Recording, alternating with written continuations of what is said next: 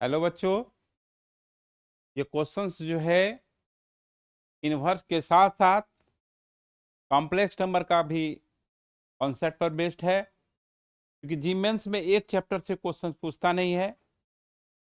इस क्वेश्चन का ये डिजाइन हुआ है इनवर्स ट्रिमेटिक फंक्शन के साथ साथ आपका कॉम्प्लेक्स नंबर का भी क्यूब रूट ऑफ यूनिटी का यूज हुआ है।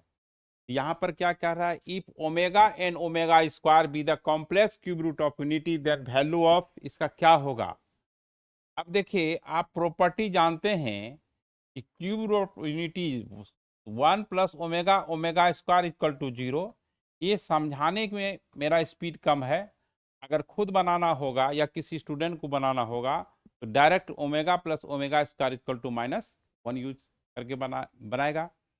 तो आपको खुद समझाना है, इसलिए एक एक चीज को तोड़ के समझा रहे हैं कि ओमेगा + ओमेगा स्क्वायर की जगह पर आप -1 रखेंगे तो ये साइन इनवर्स, ये कॉस का एंगल जो है ओमेगा + ओमेगा स्क्वायर -1 हुआ तो -π/6 और +π/3 हो गया।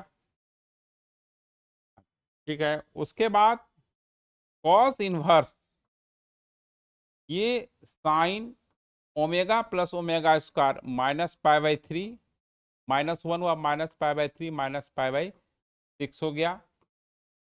अब देखिए, ये जो है π/3 -π/6 साइन इनवर्स कॉस π/6 हो गया, कॉस π/6 हो गया। ये कॉस इनवर्स, ये साइन आपका -90 डिग्री हो गया। तो अब देखिए, कॉस π/6 का वैल्यू आपका √3/2 होता है। यहाँ √3/2 लिख देंगे। और ये साइन इनवर्स -1, ये साइन -90 -1 होता है। साइन इनवर्स √3/2 का वैल्यू आपका π/3 हो गया। इसका वैल्यू कॉस इनवर्स -1 यानी कॉस 180 का वैल्यू -1 होता है। इसका रेंज जो होता है 0 से पाई के बीच में लाई करता है। अब पाई + π/3 यानी 4π/3 हो गया। यानी इसका आंसर जो है 4π/3 हो गया।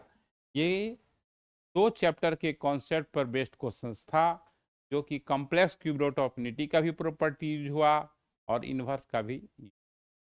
ओके।